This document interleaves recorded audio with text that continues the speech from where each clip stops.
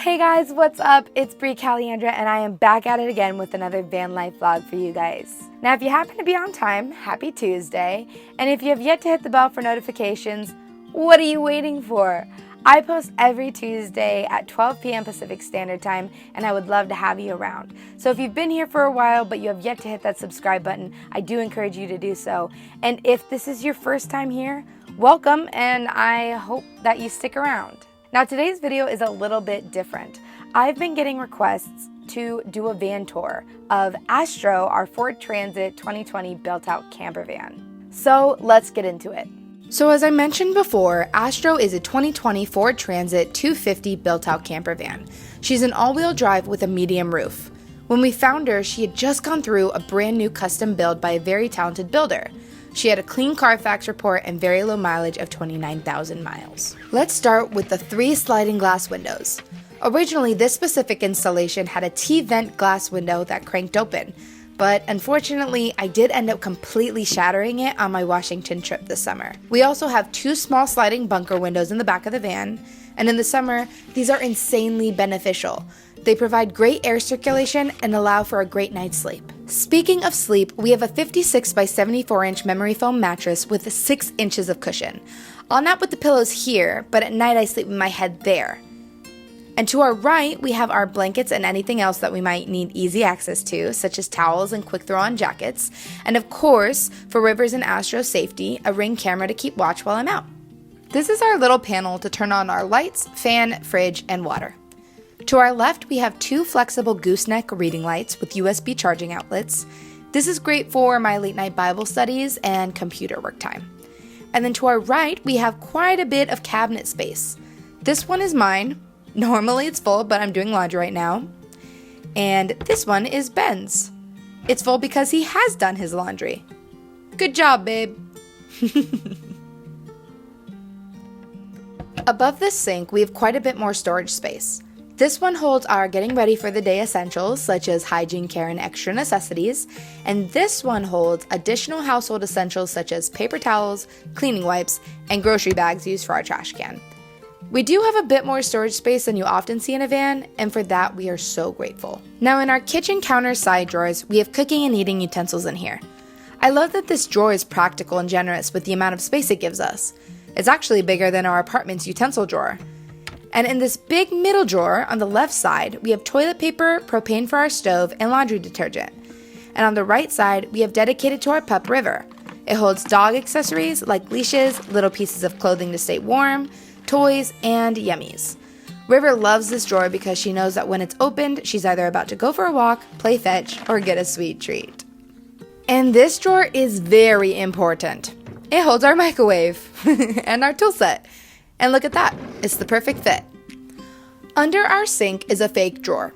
And under our fake drawer is our 5-gallon water tank to collect our running water. It also stores our electric water heater for our sink. And next to that is our propane stove. To the left of our sink, Ben installed a seasoning rack, which has come in very handy. And he also put a sizable mirror on our food pantry, which I sadly forgot to film for this video, so here's a photo.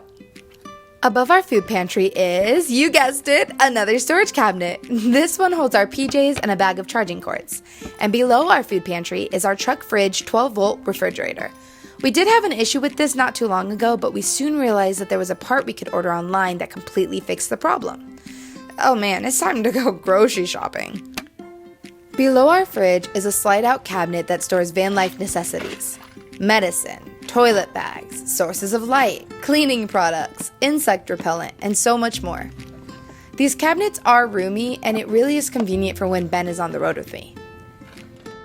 This is a 13 by 15 inch stainless steel sink with the pull-out feature for the nozzle. It's hooked up to a 23-gallon fresh water tank hidden behind the wood under the bed. Speaking of under the bed, this is our garage, if you will. Our garage holds collapsible chairs, cleaning supplies such as a vacuum and a broom, and additional clothing and common household items. Or van life items, if we're being specific. Is it a box? Is it a bench? What is it? Oh my gosh, it's more storage? Yup. On the right, we have our compost toilet. We use toilet bags when we need to sit for a while, if you know what I mean. And to the left, we have an emergency bag, some first aid supplies, and an electrical repair kit. Aside from that, nothing too exciting going on under here, so let's move on.